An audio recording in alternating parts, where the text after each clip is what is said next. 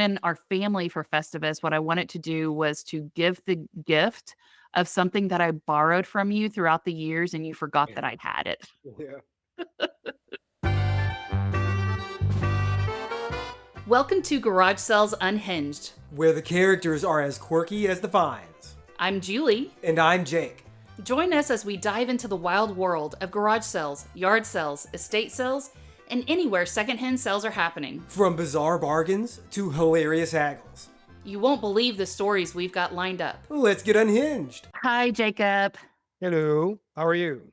I'm good. I am excited to talk about our topic this week because do you remember when we were kids and in school they gave us these buttons that we would get like gold stars to put on them to reflect the number of books that we read, and Yeah, then you could vaguely. take that button to Pizza Hut, and if you read so many gold star or if you had so many gold stars, you get a personal pan pizza.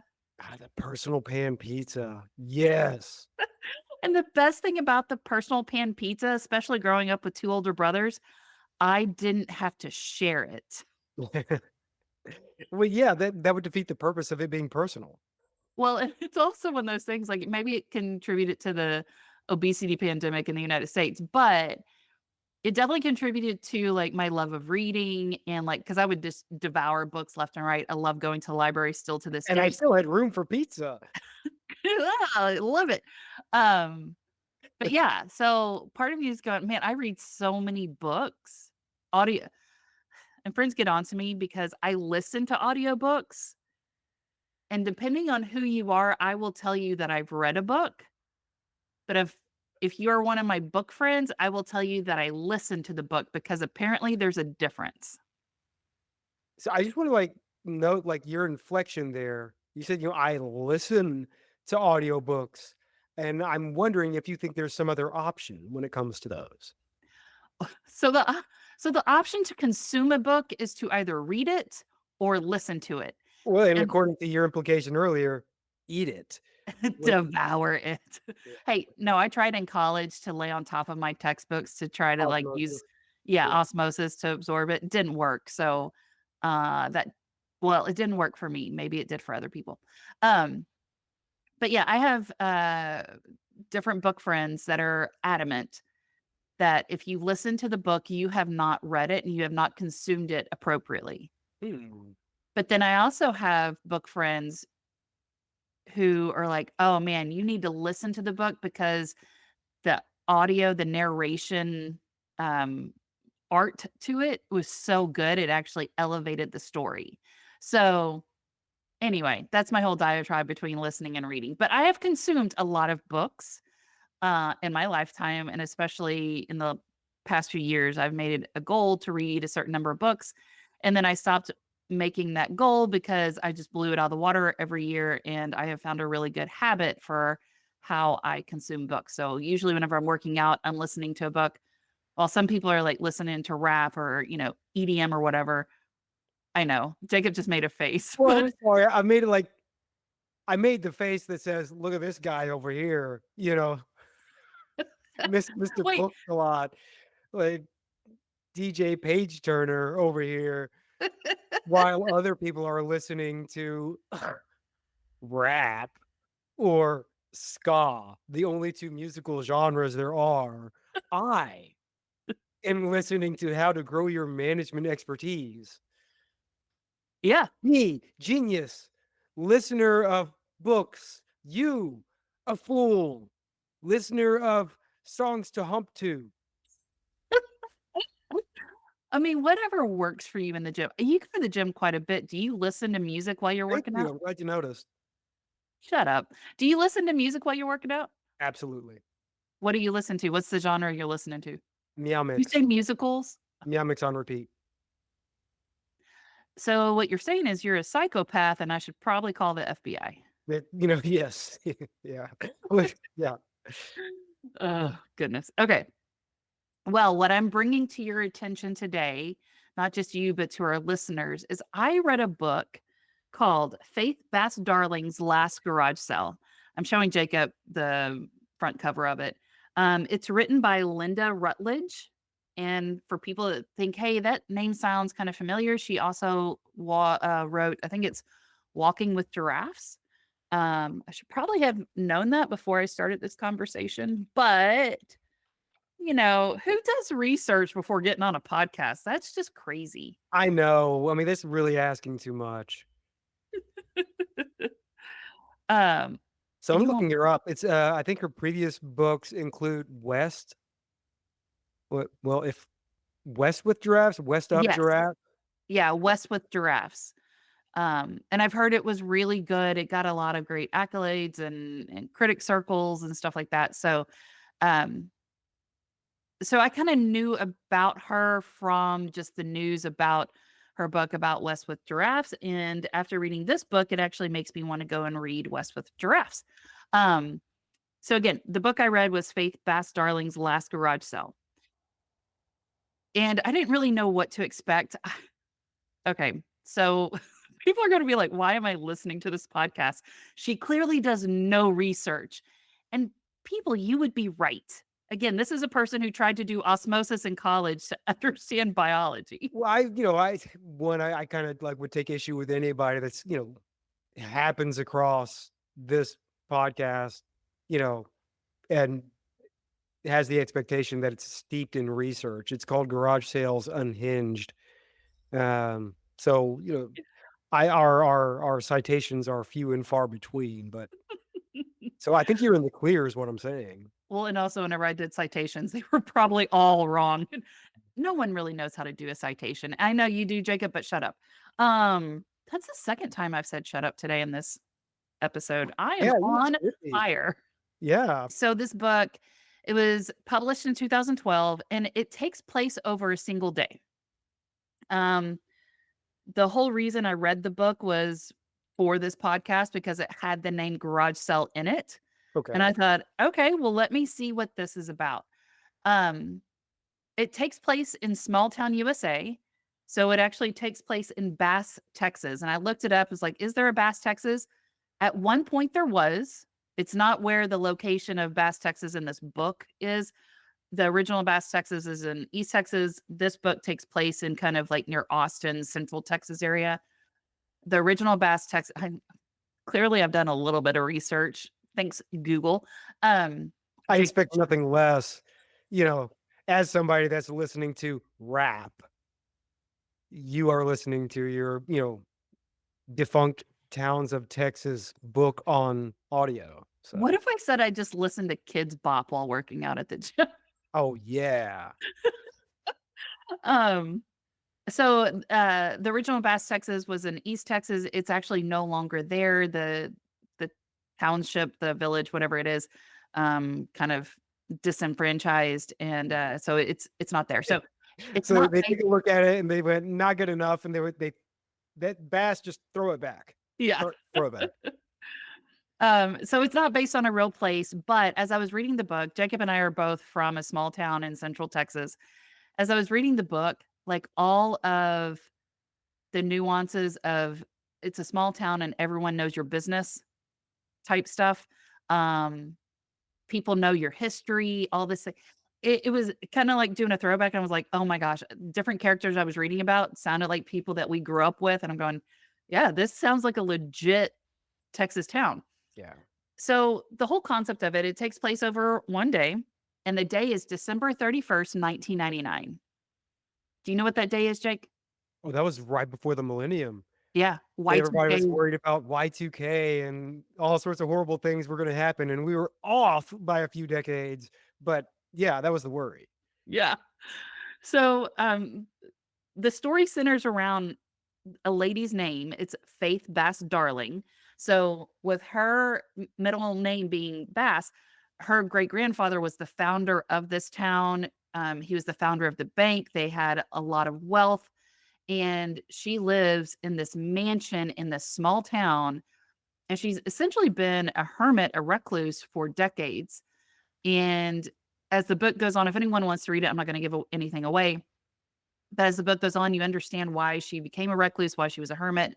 Um, but she gets a sign from God. God comes to her during the middle of the night and says, you have to sell everything because December 31st, 1999 is your last day.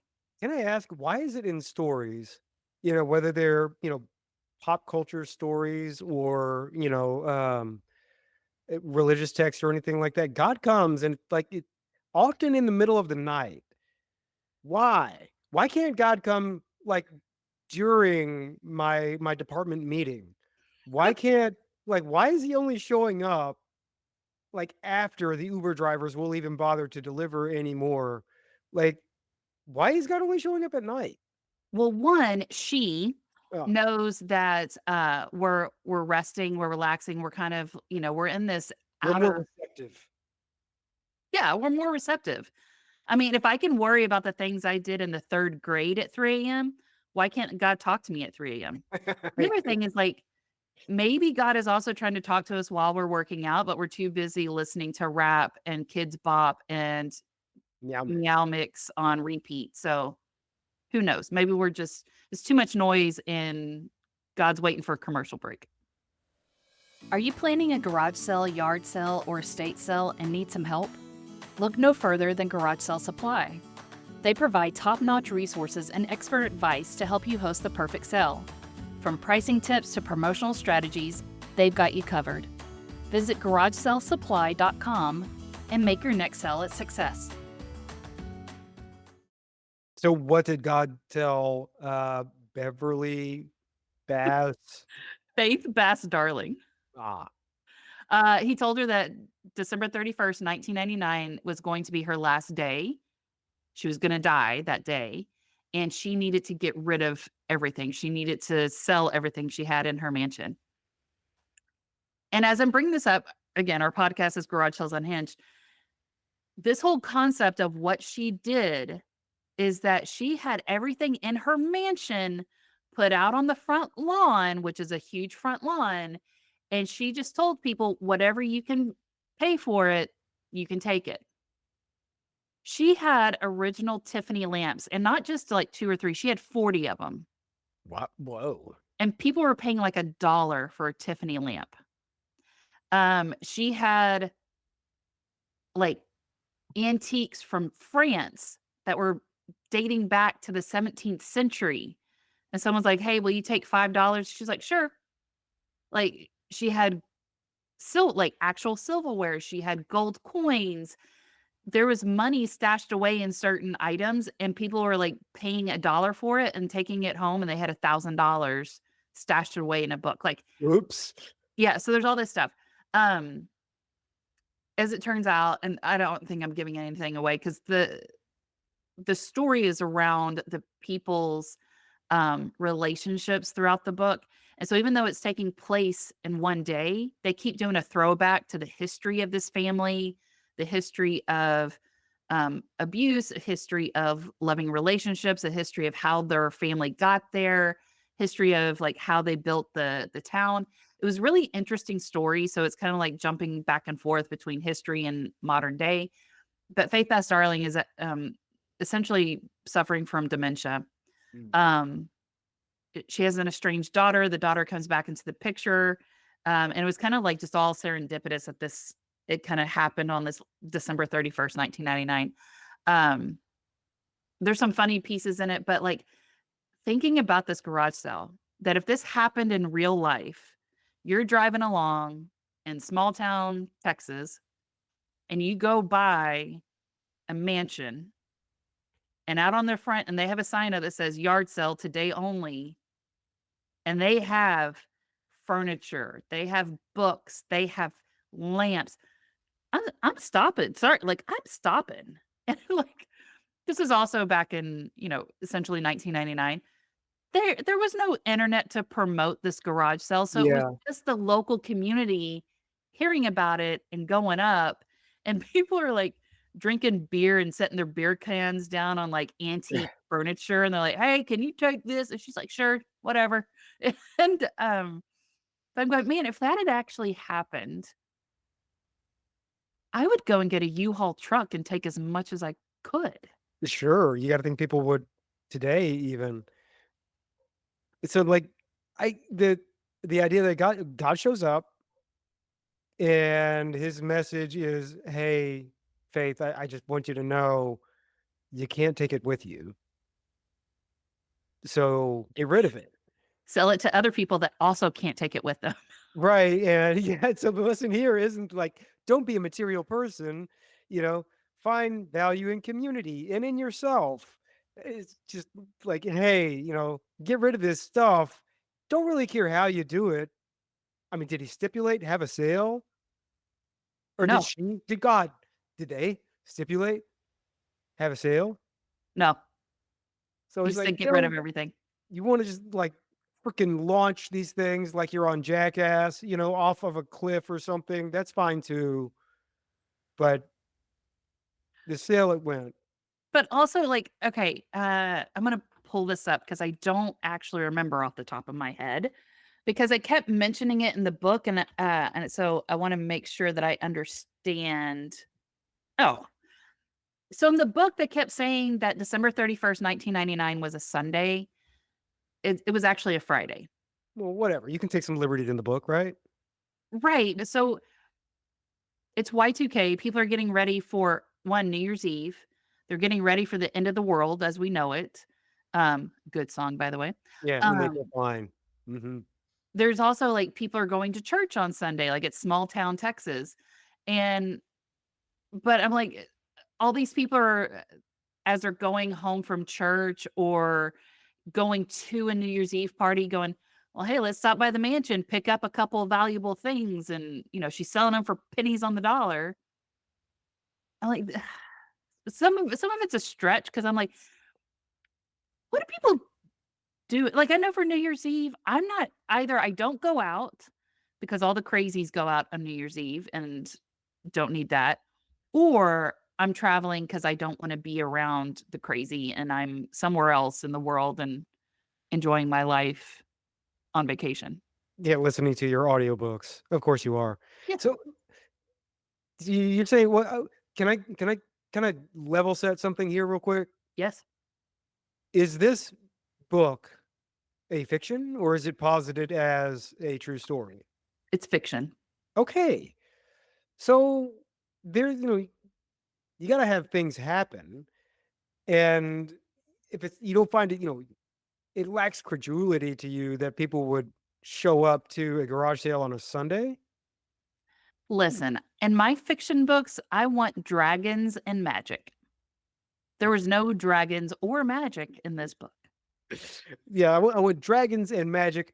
Tell me about how to create a waterfall chart. This is also like fictional literature. And after I read it, I actually felt a lot more enlightened and smart.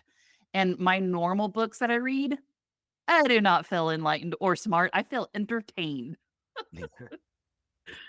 But it does so, you brought up the thing of like, you can't take it with you, so get rid of it. And it does bring up because throughout the book, different items that she was selling, they talked about the memories associated with it, where it came from, who bought it, why they bought it. And it was a really interesting way to tell a story about an inanimate object.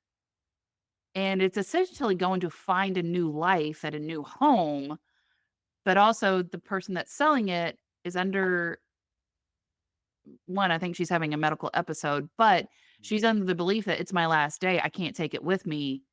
I don't need to have this house full of crap. And the Lord told me to get rid of it, so I'm getting rid of it.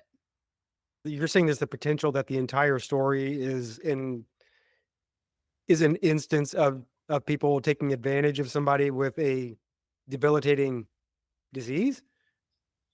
I don't think the people that were purchasing knew that she had a medical issue Okay.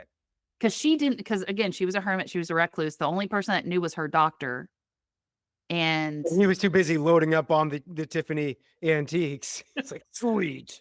well, I mean, no, like the doctor is under HIPAA laws. He cannot tell anyone what's going on. And I mean, and the police are called out and all this stuff. And so, like, um, and there's some other like trauma backstory that's shared and all this stuff. And it is one of those things like then you start going into like HIPAA laws and what should be shared with family, but what happens when your family is estranged, and if Mm, you're a hermit, if you're a recluse, how do you have the care, the support system around you to help you understand what you're going through, being there for you. The other thing is yeah, you can't take it with you. Why have all that stuff if you're no longer finding the joy in it? Um, I'm a big fan of Marie Kondoing stuff, so I on a probably 6-month basis, I yeet stuff out of my house all the time, and so if you live near me, the Goodwill has a lot of my stuff, and it's pretty good things. Also, I post things on Facebook Marketplace quite a bit. well, can I ask a quick question? So this takes place, like, right on the eve of Y2K. And it was like, if you weren't here for it, you missed out. It was kinda like one of the last really widely shared moments that wouldn't have been kinda curdled by internet, Yeah, such as it is now. I mean, it was a cultural phenomenon. You had there's a show called Millennium, that was kind of a sort of X-Files-ish type of show, all about the forces of evil arising around that, time on the calendar and everything like that. There was just cover to cover, coverage of, well, what might happen, when that clock strikes midnight. Do all the computers stop working? Do planes fall out of the sky because, well, all of their internal systems all go to 0 and just everything's gonna fall apart, and it seemed like a more organic panic and not one like, there was, like like, sorry, my brain went to like Panic at the Disco, and then part of me is like, no, guys, organic panic. Just imagine like everyone organic doing line panic. dancing. Yeah. Right now, there's so many additives, Panic really sold out. It's like it's on T-shirts and in Panic branded now is Bibles now. It's just way too much panic. Panic is just so chaotic. Like, can we just get back to Settle organized down, panic? Panic. Not now. We have to Mhm. drink raw milk. Panic happens all the time now in our lives. Yeah. What were Um, you doing on Y2K? How were December you like, were you worried 1999. about it? How did you feel about it? No, I was a freshman in college, so, like, I was too busy trying to get osmosis to work by laying on a textbook. Uh, I don't think I was worried about it because, again, I think you and I are also the generation, like, we kind of understand how tech works, and, like, somebody in a tech and software role would have figured out at least 6 months in advance of going, "Hey, this thing might not roll over correctly. Let me go in and fix it."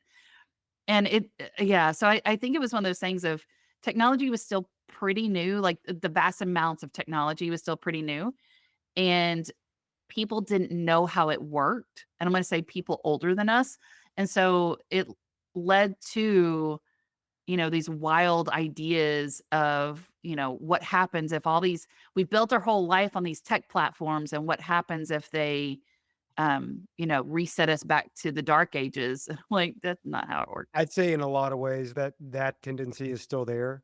I think you have similar kinds of, Oh, yeah. concern around things like artificial intelligence and things like that. So the what's new and what's unknown is a source of anxiety. That's not new. Um, on Y2K, I was busy playing Super Smash Brothers, with our brother, and we played from about, like, 10 PM until about 2 AM. We and at some point around, like, 30 AM, we went, "Oh, what time is it?" And we looked at the clock because you had to look at the clock back then, and we went, "Oh, well, I guess it's Y2K," and we just continued to play video games. Well, Y2K apparently did not impact the video games. No, So, thank goodness. um, but going back to the book, thanks for getting us off topic. Uh, the book, I highly recommend it. It was really good. So if anyone out there likes the drama of garage sales, this is a book for you. If anyone is dealing with or has dealt with a family member going through dementia, it's actually a really moving and beautiful story of a family dealing with a pretty difficult medical issue. Um, Anyone from Small Town USA, read the book. You're gonna find characters in there that you're like, "Oh, man, that's George from down the street," or "That's Berta at the, corner store." It kind of has that Americana feel to it, but it's also just a really cool way to tell a story about some, like I said, inanimate objects, the story behind it. There was various love stories depicted through it, and how I will say this too, there were stories told in family lore that everyone believed to be true, and then as you're reading the book, only you, the reader, know the truth, and the family lore is so off base, so Mm. off base. And so it's kind of cool, like, these inanimate objects hold these secrets of why they were purchased, who they were given to, and no one else knows it. And no one is ever gonna know it because it's not a Disney movie where, like, they come to life and be like, "Oh, let me tell you a story." That was my really bad Mickey Mouse That was impersonation. man, that Let me CEO tell is you. now has got to go. Yeah. Oh, we're gonna get a cease and desist from, Disney here in a second. Um, but yeah, it's a really interesting book. It's a really well told. I think Lynda Rutledge is an understated author. So if you have not read her books, go out get them. But this one, I looked at it through my library system. They didn't have it, which is kind of rare because I have a pretty good library system near me. So I had to buy it off of Amazon and I bought it used. But um, yeah, it was a good book. Highly recommend. But again, I would really recommend it for anyone who likes some garage sale drama. This is the book for you. It's a good recommendation, and coming from a person that is a self-professed audiophile when it comes to books only, Yeah. I think, like, you actually deigned to pick up a book. Yeah. Well, and also, let me tell you, I think I read this book. It was off and on. I had other things going on. But I want to say I read it off and on over a span of like a week and a half or 2 weeks. It's 289 pages. Whoa. So not a huge book, but easy to consume. And also, if anyone's looking for a book for a reading club, this is a really good book. And actually, to get ready again, the lack of research, to get ready for this conversation, I plugged it into one of my AI systems to give me some talking points that you and I could have today. So, if anyone wants to use it for a book club, you can put it in there to have it give you some questions for your book club to talk about because they're pretty good. Now, that's for book clubs that actually read the books and talk about the books, not for the book clubs that are charcuterie central. I Okay. mean, they could do that too, but it's a good book. Was a good recommendation. Can I borrow that from you? I'll sell it to you, Yeah, okay. Well, yeah, let's just wait until the next Y2K and I'll get it on the cheap. or maybe Santa will get it for you. Hey. Yeah. So in our family, I always wanted to do a Festivus, and not I wanted to do an airing of grievances at work, but they wouldn't let me do it. Um, but in our family for Festivus, what I wanted to do was to give the gift of something that I borrowed from you throughout the years, and you forgot that I'd had it. Yeah. So yeah. Anyway, that's this week's episode. Cool. Thank you for sharing, Julie. You're welcome. Bye.